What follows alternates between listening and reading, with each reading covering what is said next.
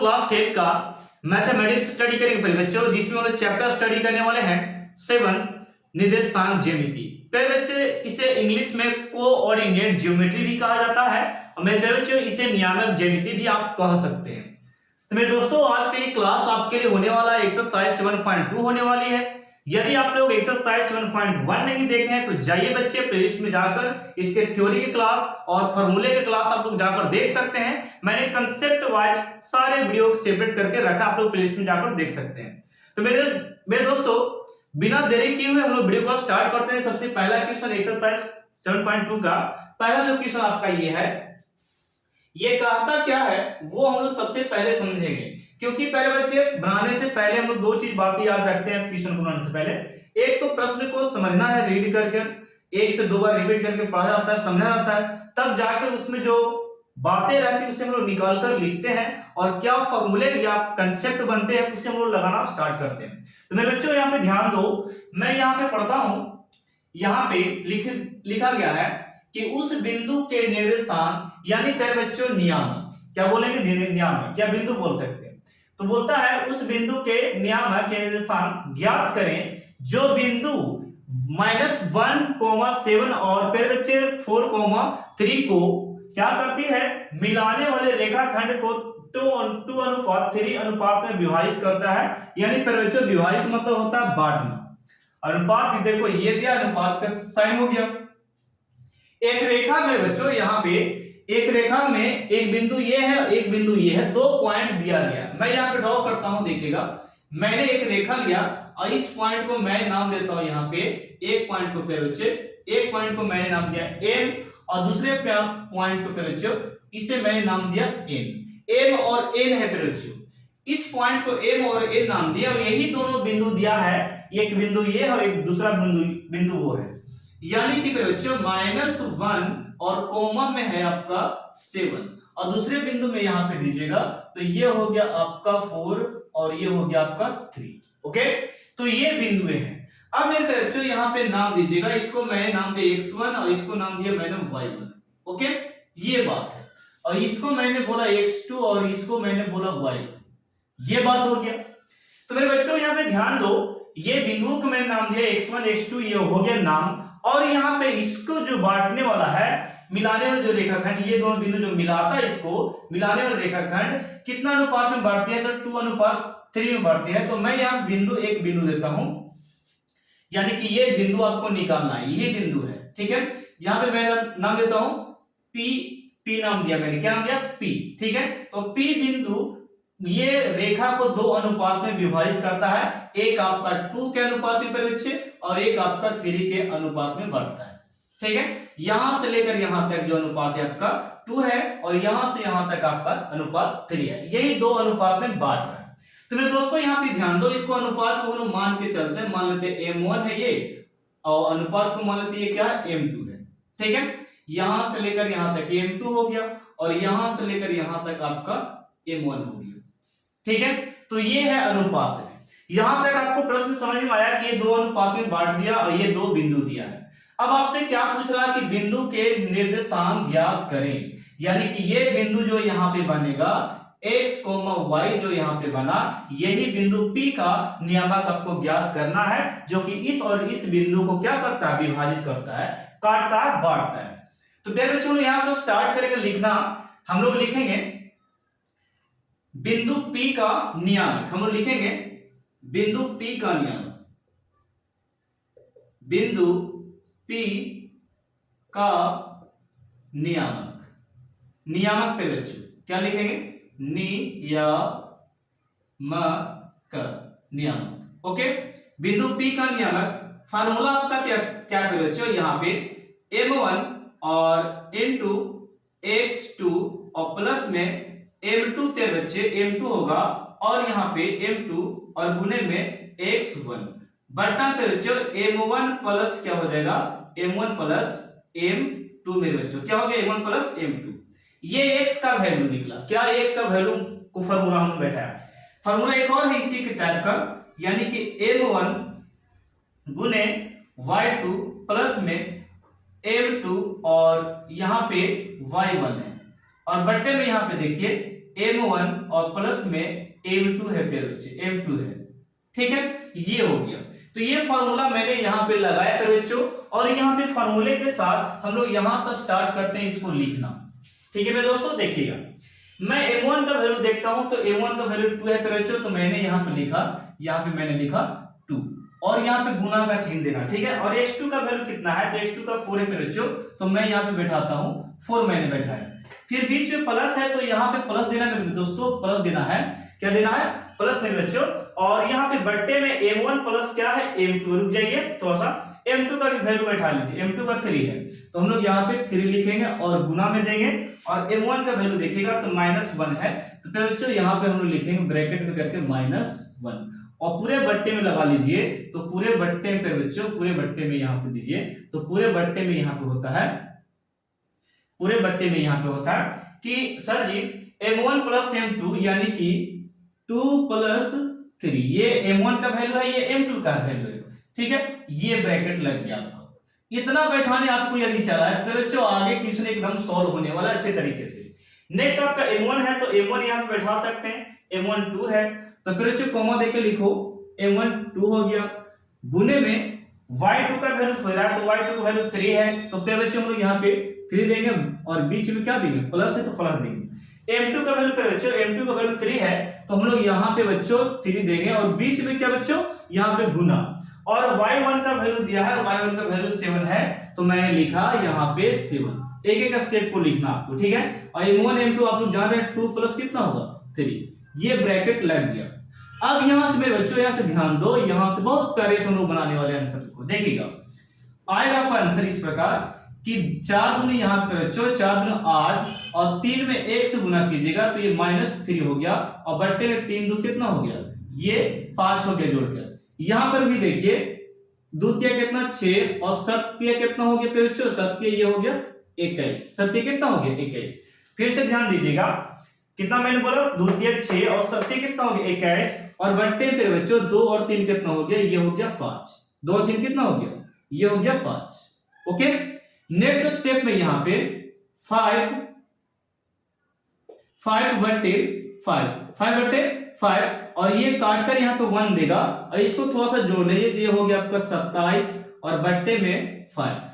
अगला स्टेप पे बच्चे यहाँ पे काट कर 1 आ गया, और यहाँ पे 27 और बट्टे पे बच्चों 5 हो गया, ये हो गया आपका बिंदु आंसर। ओके, तो इस अनुपात में ये दोनों बांट रहा है, यानी कि ये वाला वैल्यू आपका निकल गया, x और y का वैल्यू यहाँ पे निकल गया, ये x का है, ये x का है मेरे बच्चे, और ये वाला y का है, ठीक है। तो ये आंसर है, आप लोग इसका स्क्रीनशॉट लो, और फिर बच्चे कहीं पर भी दिक्कत हो कंसेप्ट को समझने में, क्वेश्चन को बनाने में, तो मुझे कमेंट कीजिए, मैं आपको फिर से इसको एक्सप्लेन करने का प्रयास करूंगा, आपको कहीं जाने की जरूरत नहीं है, ठीक है। मैं पूरे अच्छे तरीके से एक एक स्टेप को तोड़कर बताऊंगा, इसे आप स्क्रीनशॉट ले सकते हैं।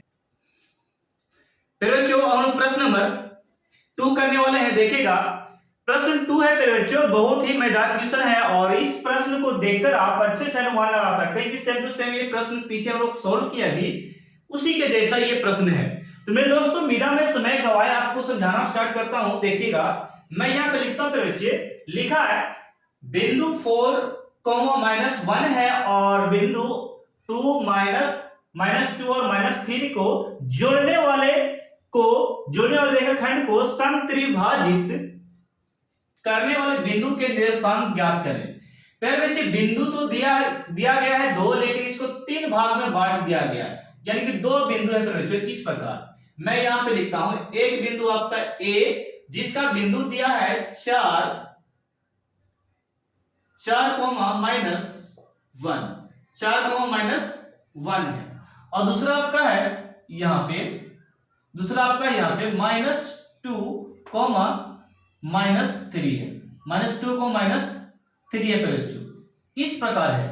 तो मैं दोस्तों यहाँ पे ध्यान दीजिए, ये और ये दिया गया है, तो आप ये हमें बताइए कि ये जब दिया है तो इसको 3 भागों में, यानी कि जोड़ने वाले ये दोनों जोड़ दिया, इस रेखाखंड को क्या किया, जोड़ दिया, और जोड़ने वाले इसको समत्रिभाजित, सम मतलब पे बच्चे, सम मतलब होता है बराबर, सम मतलब बराबर, और त्रिभाजित मतलब, त्रि मतलब होता है बच्चे 3 होता है, क्या होता है 3, और भाजित मतलब होता है बांटना, क्या होता है बांटना, क्या होता है दोस्तों, ये होता है बांटना। यानी कि मेरे बच्चे यहाँ पे ध्यान दीजिए कि सम यानी कि बराबर 3 भागों में बांटा गया है। किसको?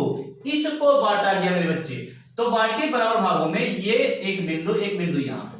तो ये दो बिंदु जो है ना, दो बिंदु जो इस प्रकार है, मानते इसको नाम देते हैं P और इसको नाम देते हैं क्या? Q नाम देते हैं। यही दो बिंदु ये रेखाखंड जो बना है इसको खंडित किया, यानी कि 3 भागों में काट कर रख दिया बराबर भागों में क्या कर दिया? इसको बांट दिया मेरे बच्चे। क्या किया? बांट दिया। तो आप यहाँ पे मानकर चलिए सर इसका अनुपात मान लेते सर 1 है, इसका अनुपात 1 है, कुछ नहीं है तो 1 तो है कम से कम। यहाँ पे कितना हो गया? 1। ओके मेरे दोस्तों, 1 हम लोग मान लिए। अब मेरे बच्चों यहाँ पे ध्यान दो, सपोज दैट मैं यहाँ पे इसको अभी P बिंदु को निकालता हूँ, यहाँ पे x, y को, ये बिंदु को निकालना स्टार्ट करता हूँ। अभी Q को छोड़ दीजिए, भूल जाइए, Q वाली बिंदु है, ठीक ना। तो मेरे दोस्तों यहाँ पे ध्यान दीजिए कि यहां से यहां तक दूरी जो है, यहां से यहां तक दूरी जो है, इसको अनुपात m1 कह देंगे, यानी कि m1 हमारा कितना दिया? 1 दे दिया। और यहां से लेकर यहां तक 1 और 1 जोड़ के टोटल कितना हो गया? 2। यानी कि यहां पे आपका m2 जो है मेरे बच्चों 2 हो गया। 2 कैसे सर? 2 एक यहां से 1 और एक यहां से 1, तो 1 1 जोड़ के यहाँ पे टोटल कितना? 2। क्योंकि हम लोग ये बिंदु निकाल रहे हैं तो यहां से लेकर यहां तक आपको दूरी होगा, ठीक ना मेरे बच्चे। Q का भी छोड़ दीजिए, Q का भी कुछ नहीं करना है। तो हम लोग यहाँ पे M2 आपका 1 1 मिलकर कितना हो गया? 1 1 मिलकर 2 हो गया M2, और M1 कितना हो गया? 1 हो गया। अब यहाँ पे क्या निकलेगा? अंत बिंदु का निर्देशांक निकालेंगे, यानी कि P का अंत बिंदु P का निर्देशांक लिखेंगे हम लोग यहाँ पे। अंत बिंदु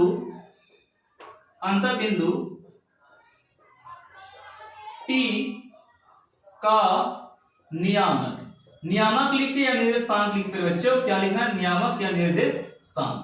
ओके, ये हो गया, हम लोग यहाँ पे लिख चुके हैं।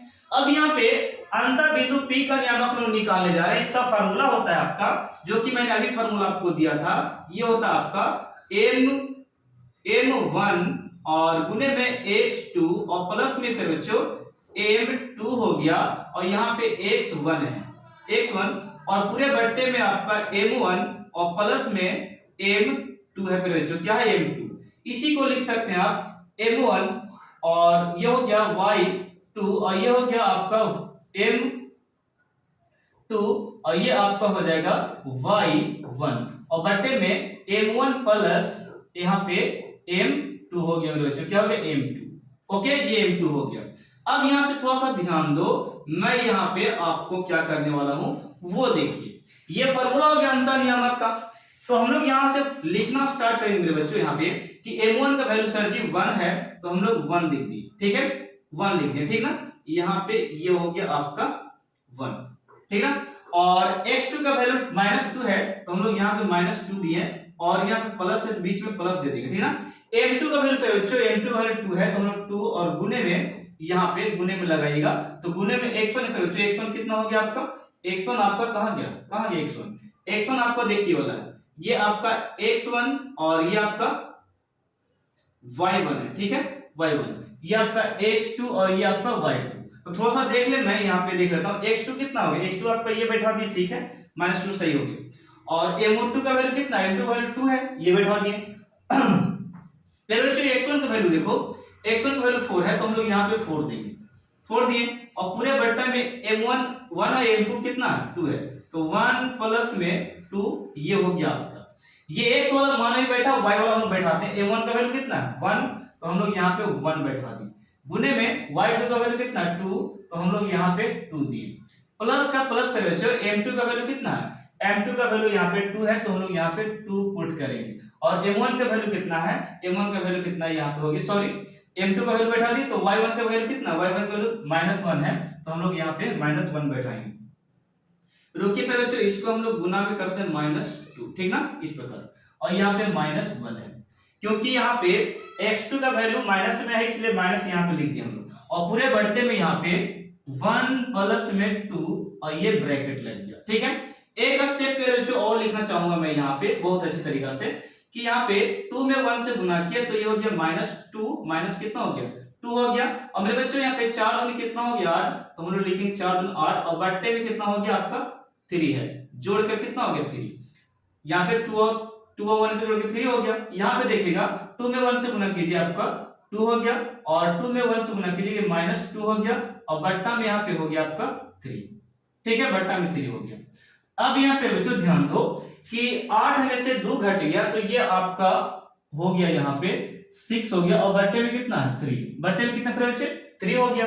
और नेक्स्ट में यहाँ पे 2 में से 2 गया तो 0 हो गया, तो हम लोग यहाँ पे 0 और बट्टे में कितना लिखें 3, यानी कि डिवाइड करके ये पे बच्चों आ गया आपका, यहीं पे हम लोग लिख लेते हैं। यहाँ पे आपका इसको काटिएगा तो आएगा पे बच्चों 2, और इसको डिवाइड कीजिएगा ना किसी नंबर में तो ये हो गया 0, यानी कि हम लोग एक आंसर यहाँ पे निकाल चुके हैं ये बिंदु का नियामक P वाले का। ठीक है, x का वैल्यू 2 है और y का वैल्यू 0 है। ठीक है, तो इसे आप स्क्रीनशॉट लो, मैं थोड़ा सा इसको इरेज करूंगा, नहीं तो हम लोग यहीं से स्टार्ट कर लेते हैं। चलिए, तो अब हम लोग P या Q का निकालेंगे। अब इसको इरेज करके हम यहाँ पे अब लिखते हैं x, y। अब Q का नियामक निकालेंगे, तो Q का जब निकालेंगे तो यहां से लेकर यहां तक 1 है, तो बच्चों यहां से लेकर यहां तक m1 m2 कितना हो जाएगा, यानी कि ये m2 बराबर हो जाएगा 1, और m1 कितना हो जाएगा एक बच्चों, ये m1 यहां से लेकर यहां तक आपको, यहां देखिए यहां से लेकर यहां तक, सॉरी यहां तक देखिए ये 1 था, यहां से यहां तक आपका 1 है, और यहां से यहां तक आपका 1 है, तो ये आपका टोटल 2 हो जाएगा। देखिए फिर से मैं समझाता हूं, a से लेकर p तक 1 मान है, और p से लेकर q तक 1 मान है, तो 1 1 मिलकर कितना हो गया 2, यानी कि m1 जो हो गया 2 हो गया वैल्यू, m1 कितना हो गया 2। ओके, m1 आपका 2 वैल्यू हो गया, m1 आपका 2 वैल्यू हो गया। ओके, इस प्रकार यहां हो गया, तो ये हो गया m1 2 हो गया, m2 कितना 1 हो गया। फिर बच्चे m2 कितना हो गया, m2 1 है। अब यहां से स्टार्ट करते हैं Q का नियामक निकालना, तो लिखेंगे क्या बच्चों, फिर कॉमा देकर लिखेंगे अंत बिंदु Q का नियामक, अंत बिंदु Q का नियामक। तो बच्चों यहां पे ध्यान दो, अंत बिंदु Q का नियामक जो ये हो गया। अब यहां से क्या कर सकते हैं हम लोग, फार्मूला बैठा सकते हैं। तो फार्मूला बच्चे यहाँ पे m1 और x2 है, और प्लस में m2 और गुना में x1 है, और पूरे बटन पे बच्चों xm1 प्लस ये हो गया m2 हो गया, ये हो गया आपका फार्मूला।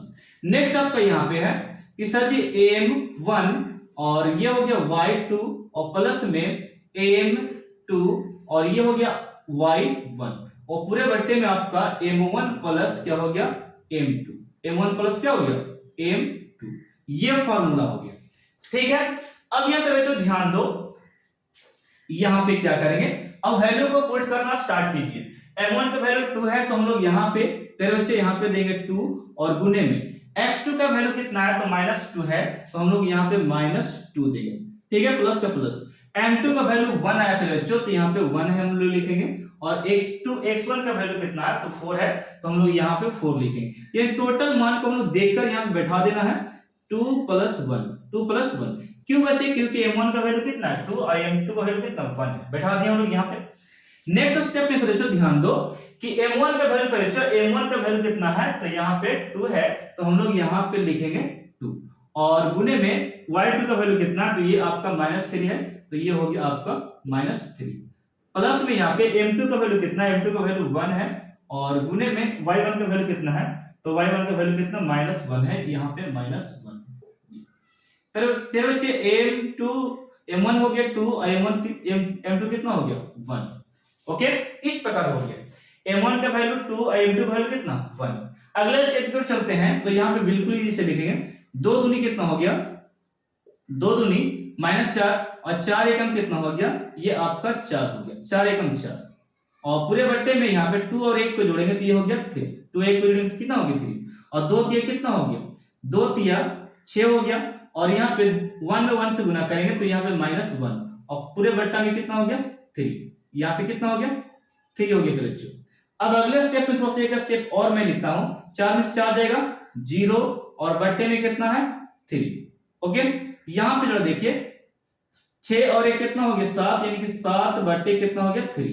ये हो गया आपका आंसर। यानी यहाँ पे बराबर देखिए एक और स्टेप, 3 में 0 में 3 से डिवाइड करेंगे तो ये आएगा 0 और इतना डिवाइड करेंगे तो ये सेम टू सेम रहेगा, इसको रहे दो, हम लोग डिवाइड नहीं करेंगे, पूर्णांक में नहीं करना है और नहीं माइनस में कर, अब दशमलव में करना है। ये हो गया आपका किसका नियामक, ये आपका आ गया क्यू का नियामक रेशियो। तो इसे आपका स्क्रीनशॉट लो, मैं अगले प्रश्न की ओर लेकर चलता हूं क्वेश्चन नंबर 2 में।